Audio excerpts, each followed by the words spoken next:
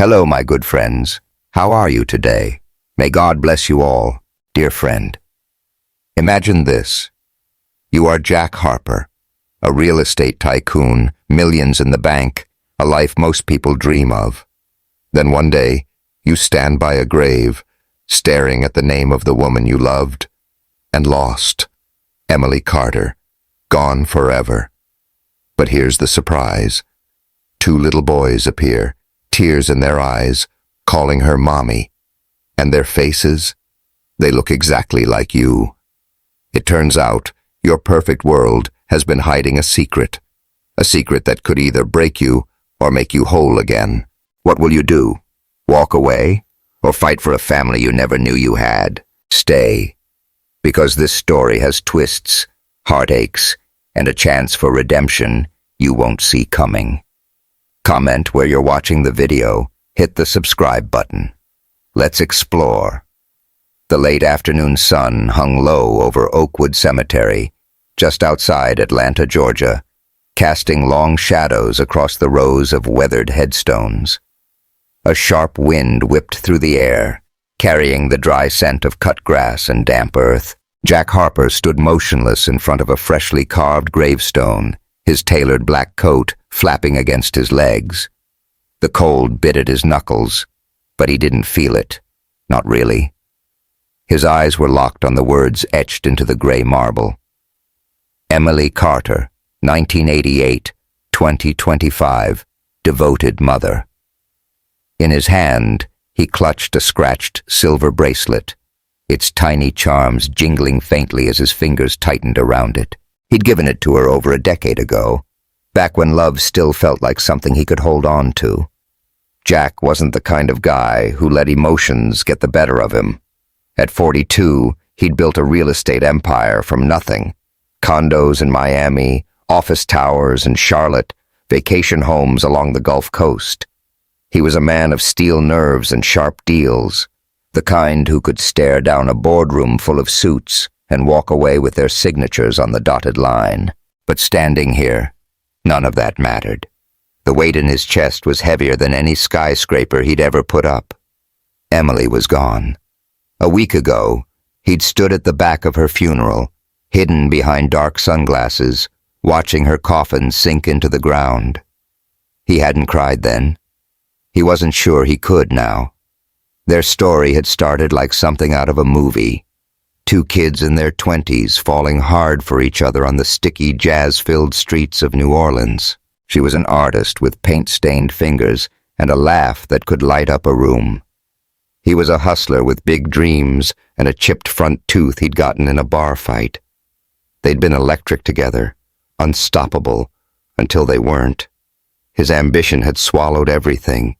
Late nights turned into missed dinners, then missed anniversaries. She'd begged him to slow down, to be there, but he'd always had one more deal to close. 8 years ago, she had walked out of their cramped apartment in the French Quarter, leaving nothing but a note. "I can't wait anymore, Jack." He hadn't chased her. Figured she'd be better off without him. Now, staring at her grave, he wasn't so sure. "Why didn't I fight for you?" he muttered under his breath, the words lost in the wind. That's when he heard it.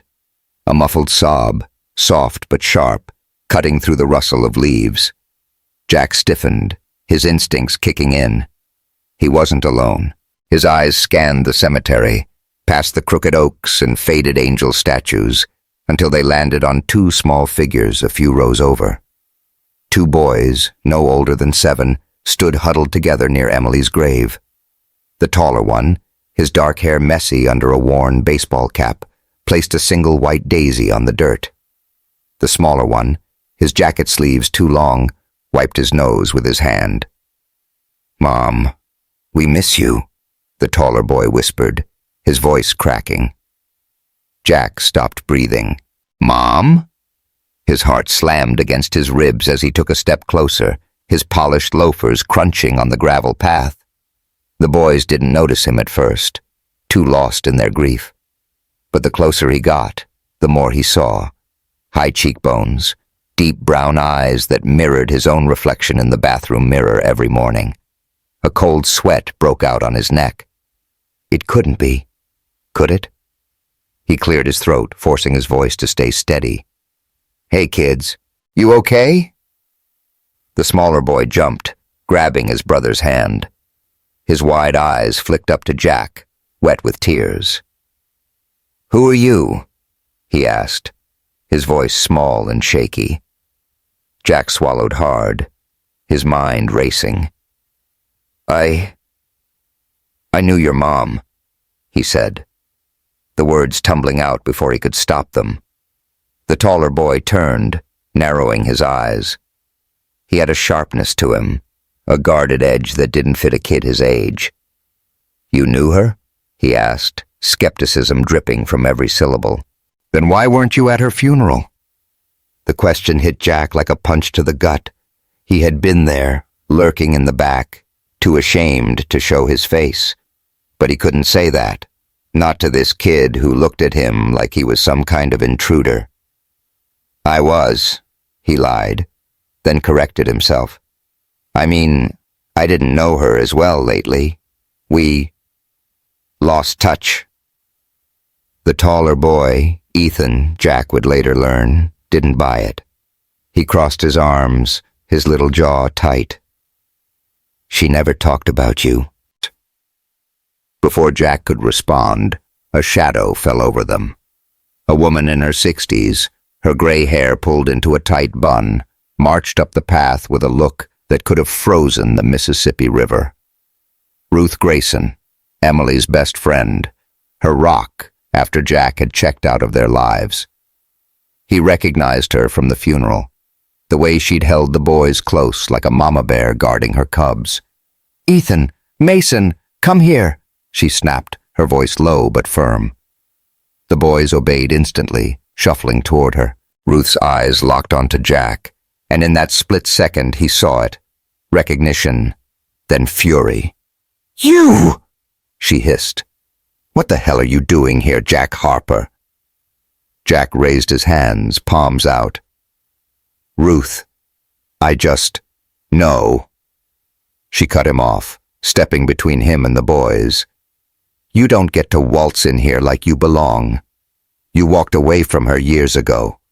You don't get to play hero now. Ruth, listen, he started, but she wasn't having it. Emily's gone, she said, her voice trembling with something raw, grief, anger, maybe both. She raised those boys alone while you were off building your fancy little empire. You don't get to hurt them, too. Jack's stomach twisted. Alone? His eyes darted to Ethan and Mason, who clung to Ruth's sides, watching him with a mix of fear and curiosity. Ruth, are they... He couldn't finish the sentence, but he didn't have to. Her glare sharpened. You don't deserve to know. Stay away from them, Jack, I mean it. She turned, guiding the boys down the path toward the rusted iron gates at the cemetery's edge. Ethan glanced back once, his stare piercing through Jack like a knife. Then they were gone, swallowed by the lengthening shadows.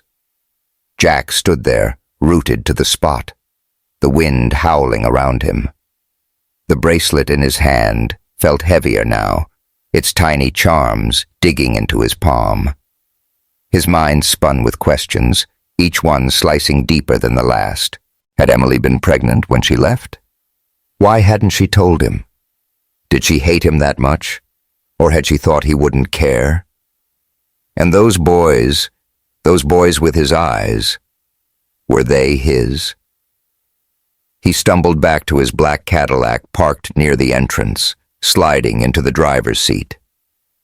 The engine roared to life, but he didn't drive off. Not yet. His hands gripped the steering wheel until his knuckles turned white. I have to know, he muttered to himself, the words a promise.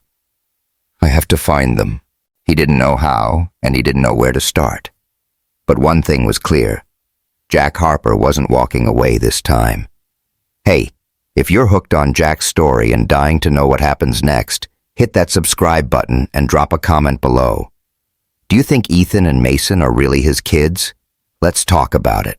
The Atlanta skyline glittered outside the floor-to-ceiling windows of Jack Harper's office, perched on the 50th floor of a sleek downtown high-rise. It was Monday morning, 2 days after the cemetery shook his world, and Jack sat at his desk, staring at nothing. The usual hum of ringing phones and clicking keyboards faded into white noise. His tie hung loose around his neck, and a half-empty coffee mug sat cold on the polished wood. He hadn't slept much, couldn't. Every time he closed his eyes, he saw those boys, Ethan and Mason, their faces too familiar, their voices calling Emily Mom. A knock on the glass door snapped him out of it. Sarah, his assistant of 5 years, stepped in, her arms loaded with a thick manila folder. She was a no-nonsense woman in her 30s, with a sharp bob haircut and a knack for getting things done. "You look like hell, boss," she said, dropping the folder on his desk with a thud. "Here's everything I could dig up on Emily Carter. Took some calls, but I got it." Jack's fingers twitched as he reached for the folder. "Thanks, Sarah. You're a lifesaver." She shrugged, hovering by the door. "You sure you're okay? You've been off since Saturday." "I'm fine," he lied, flipping open the file. "Just need to figure some stuff out." Sarah gave him a look that said she didn't buy it, but she didn't push. "Holler if you need me." She slipped out, leaving him alone with the ghosts of his past. The first page hit him like a brick. Emily had moved to Savannah, Georgia, 8 years ago, right after she'd left him. She'd rented a tiny house on a quiet street, worked odd jobs as a freelance painter, selling her canvases at local art fairs. No fancy galleries, no big breaks, just enough to scrape by. Jack's throat tightened as he skimmed the details. She hadn't remarried. No boyfriend. No trace of another man in her life. And then, 7 years ago, she'd given birth to twin boys, Ethan and Mason Carter. No father listed on the birth certificates. He flipped to a photo tucked between the pages, and his breath caught. It was Emily, maybe a year after she'd left, standing by a cracked window in a faded sundress. She was holding 2 tiny bundles, one in each arm, her face tired but glowing. Around her wrist, glinting in the sunlight, was the silver bracelet he'd given her, a cheap little thing he'd picked up at a flea market in New Orleans, back when they were broke and happy. She'd kept it. All those years, she'd worn it. "Boss, you okay?" Sarah's voice crackled through the intercom, pulling him back. "Your face is white as a sheet." Jack pressed the button, his voice shaky. "She was wearing it, Sarah. The bracelet. She kept it this whole time." There was a pause on the other end. "You want me to come in there?" "No," he said quickly. "I'm good. Just keep the line clear." He sank back in his chair, staring at the photo until his vision blurred. Emily had been alone, raising 2 kids. His kids? While he'd been jetting off to close million-dollar deals. The guilt was a knife twisting in his gut. But it wasn't just guilt driving him now. It was need. He had to know the truth, had to see them again. By noon, he was on the road, the Cadillac eating up the miles between Atlanta and Savannah. The 3-hour drive felt like forever, the radio spitting static and old country tunes he didn't hear.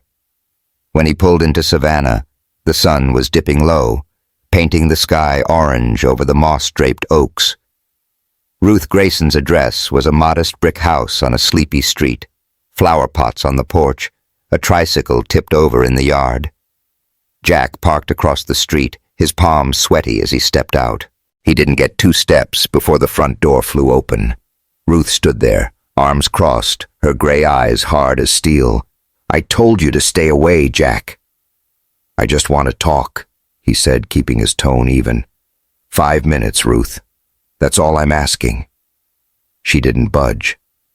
"You don't deserve 5 seconds. Emily spent years picking up the pieces after you. You think you can show up now and play daddy? Jack's jaw clenched. I didn't know, Ruth. If I'd known she was pregnant. You would have what? She snapped, stepping onto the porch. Dropped your big shot life and moved to Savannah? Don't kid yourself. She knew who you were, Jack. She didn't tell you because she was scared you'd take them away, turn them into little corporate sharks like you. The words stung, mostly because they weren't entirely wrong. He'd been a different man back then, obsessed with winning, with proving himself. I've changed, he said, but it sounded weak even to him. Ruth snorted. Tell that to someone who cares. She turned to go back inside, but Jack took a step forward. Ruth, please. They're my sons, aren't they? She froze, her hand on the doorknob. For a second, he thought she might answer. Then she shook her head. You don't get to claim them. Not after everything. She slammed the door shut, the sound echoing down the empty street. Jack stood there, rain starting to speckle his coat. He should have left, should have respected her boundaries. But he couldn't. He glanced at the house, and that's when he saw it. A flicker of movement at the window. Ethan's face, half hidden behind the curtain, staring out at him. Those brown eyes locked onto his, not angry this time, but searching, like he was trying to figure out who Jack was, what he meant. Then the curtain dropped, and he was gone. The rain picked up, soaking through Jack's clothes, but he didn't move. His mind replayed Emily's voice from their last fight. You're never really here, Jack. Had she been right? Was he too late to fix this? He didn't know, but standing there, drenched and shivering, he felt something shift inside him. He wasn't the guy who gave up anymore. Back at the hotel that night, he paced the room, water still dripping from his hair onto the carpet. He grabbed his phone and dialed Sarah. Hey, he said when she picked up, his voice rough. I need you to dig deeper. Find me everything you can on Ruth Grayson, where she works, who she knows, anything. I'm not letting this go. Sarah sighed on the other end. You're a stubborn son of a gun. You know that? Yeah, he said, a faint smile tugging at his lips. It's gotten me this far. He hung up, staring out at the rain-slicked streets of Savannah. Ruth could shut him out. Ethan could glare at him, but Jack wasn't walking away. Not this time. Whoa. Things are heating up, right? Will Jack get through to Ruth? Or is Ethan about to shut him out for good? Hit that subscribe button and let me know what you think in the comments. I'm dying to hear your predictions. The morning sun filtered through the live oaks at Forsyth Park in Savannah, dappling the grass with golden patches. Jack Harper stood near a weathered bench, hands shoved deep in his jeans pockets, watching from a distance. Ethan and Mason were out on the soccer field, their sneakers kicking up dust as they chased a scuffed ball with a pack of other kids. Their laughter floated over the breeze, a sound that twisted something sharp in Jack's chest. Ruth had agreed to let him come, barely. You can watch, she had said over the phone, her voice clipped. But don't talk to them. Not yet. It wasn't much, but it was a crack in the door, and Jack wasn't about to let it close.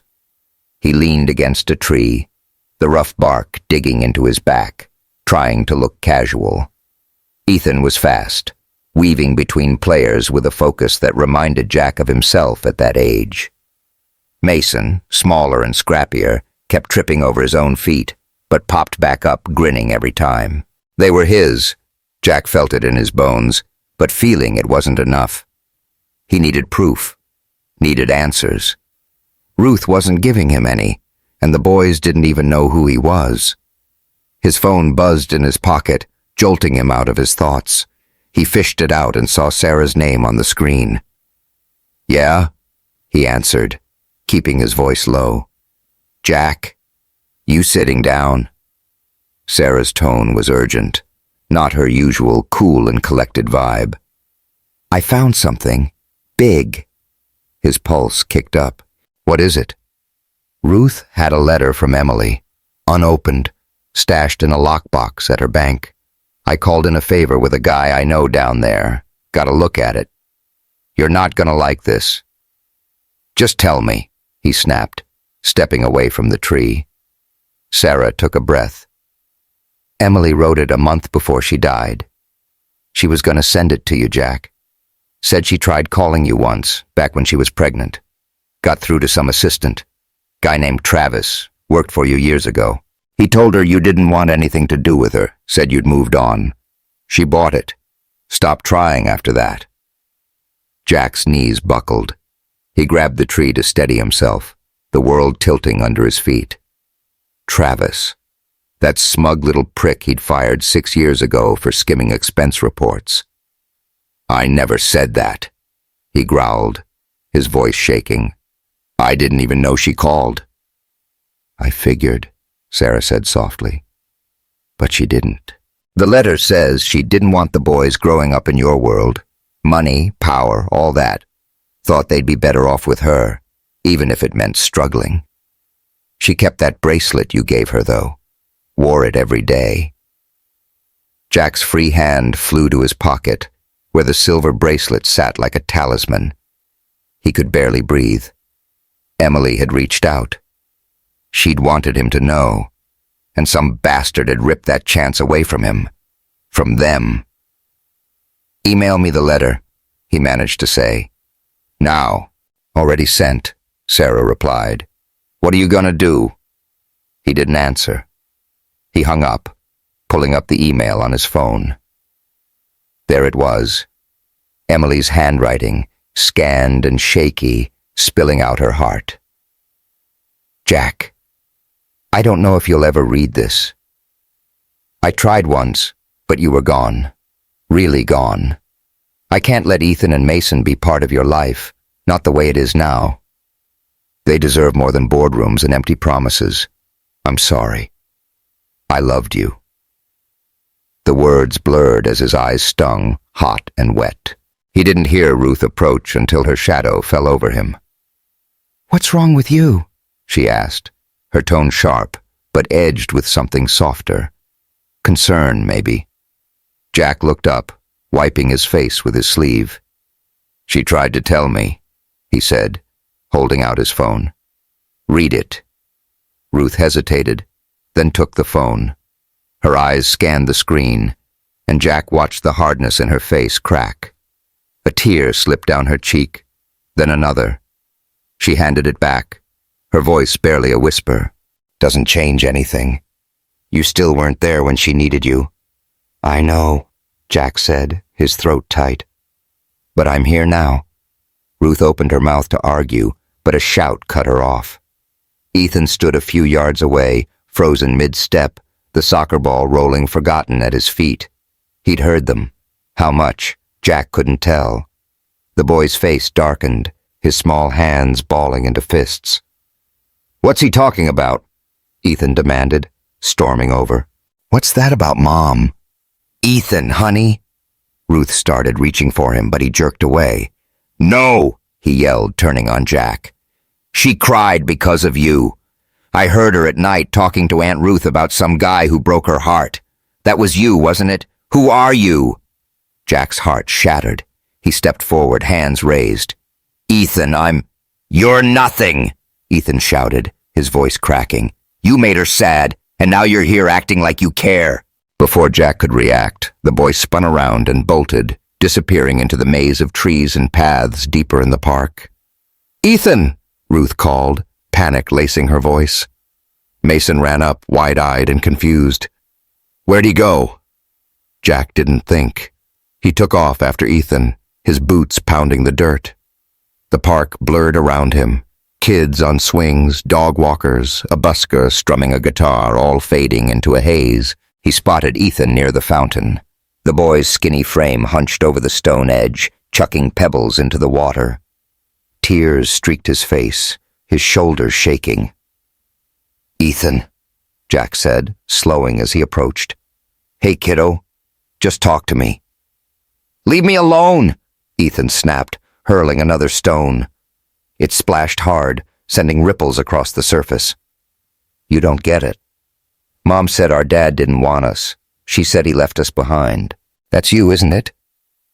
Jack knelt a few feet away, his voice low and raw. I didn't know, Ethan. I swear to you, if I'd known about you and Mason, I'd have been there every damn day.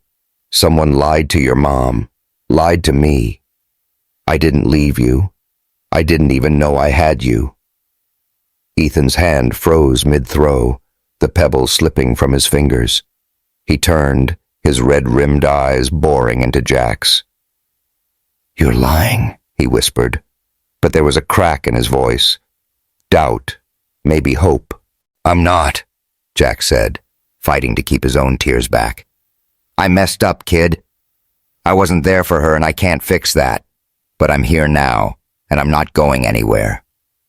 Ethan stared at him, chest heaving. Then he threw the last pebble with a choked sob and ran again, this time back toward Ruth, who stood waiting with Mason. Jack stayed put, sinking onto the fountain's edge, the cold stone seeping through his jeans. He pulled the crumpled letter from his pocket, staring at Emily's words until they blurred into nothing.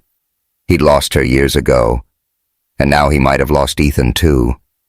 But as he sat there, the water lapping softly behind him, a fire lit inside him. He wasn't done fighting. Not yet. Man, that got intense. Will Ethan ever forgive Jack? Or is this the end of the road? Don't miss what's coming. Subscribe now and drop a comment with your thoughts. Can Jack win his son back? The little brick house on Ruth Grayson's street glowed softly under the Savannah dusk, its porch light casting a warm halo against the darkening sky. Inside, the air was thick with tension. Jack Harper stood in the living room, his hands stuffed in his pockets, watching Ruth pace by the couch. Mason sat cross-legged on the rug, fiddling with a toy truck, his big eyes darting between the adults. Ethan hadn't come out of his room since the park, not since he'd run from Jack by the fountain. The silence was suffocating, broken only by the faint hum of cicadas outside. Ruth stopped pacing, her gray eyes pinning Jack like a hawk. You shouldn't be here, she said, her voice low but sharp. He doesn't want to see you. I know, Jack replied, keeping his tone steady. But I need to try, Ruth, one last time.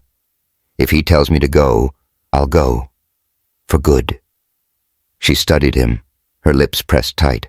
Then she sighed, running a hand through her hair. You don't get it, Jack. Emily didn't just struggle. She suffered.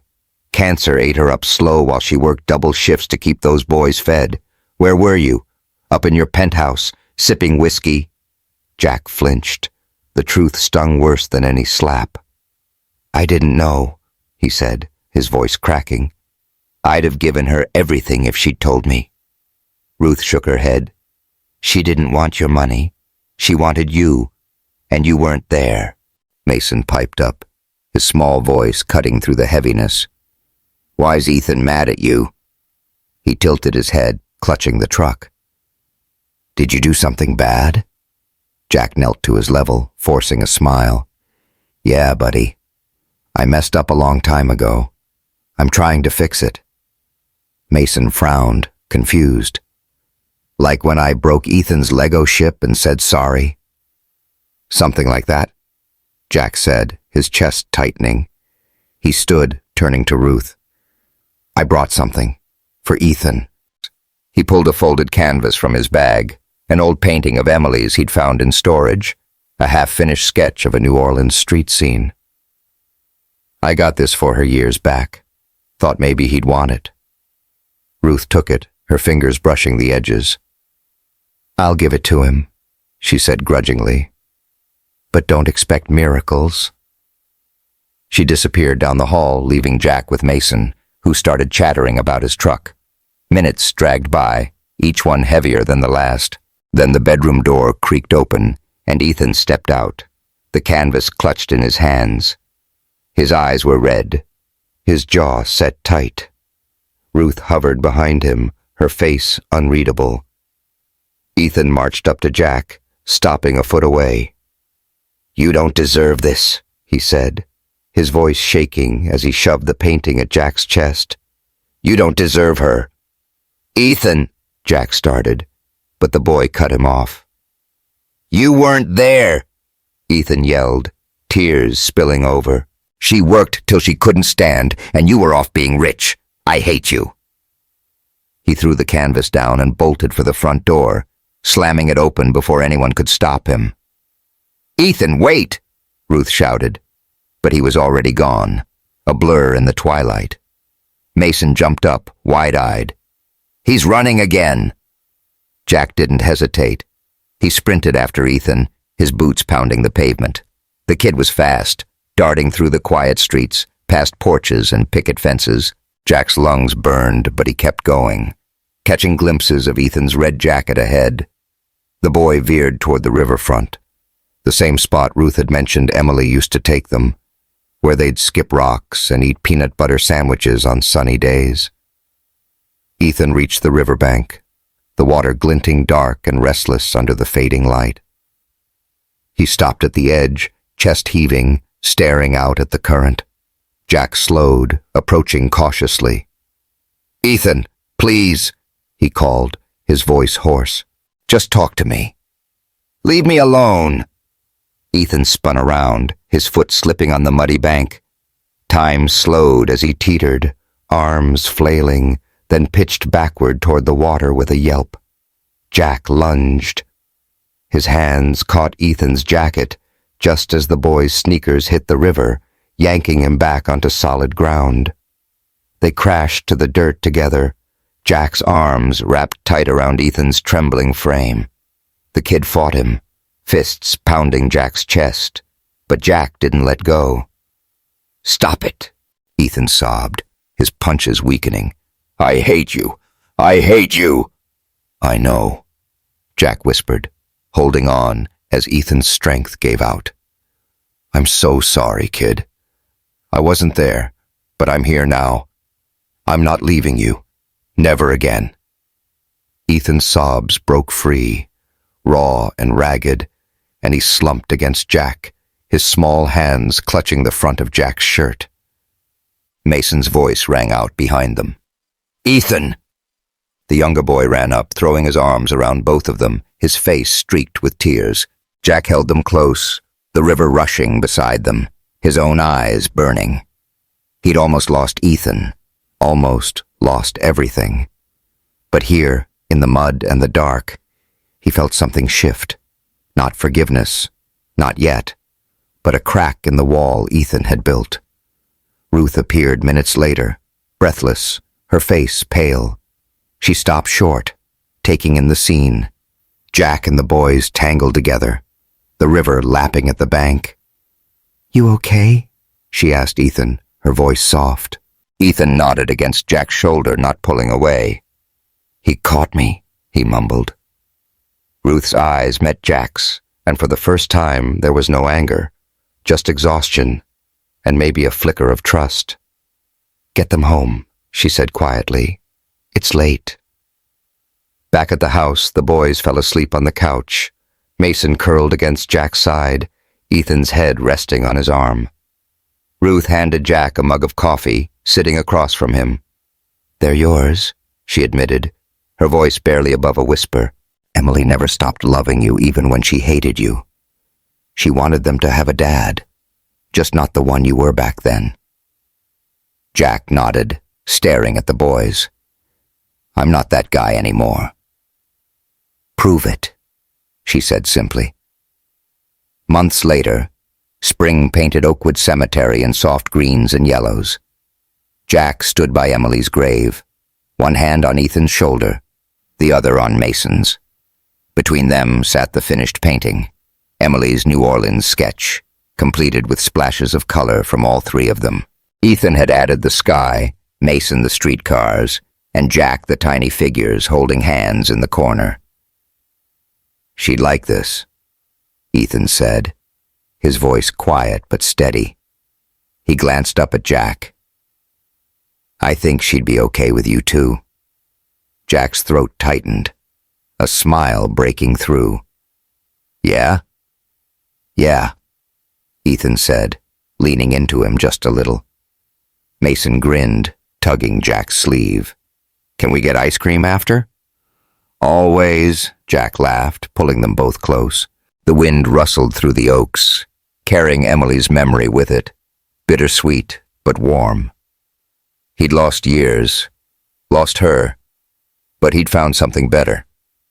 A family. He'd sold off half his company last month, traded boardroom battles for soccer games and bedtime stories. Money didn't matter. Not like this.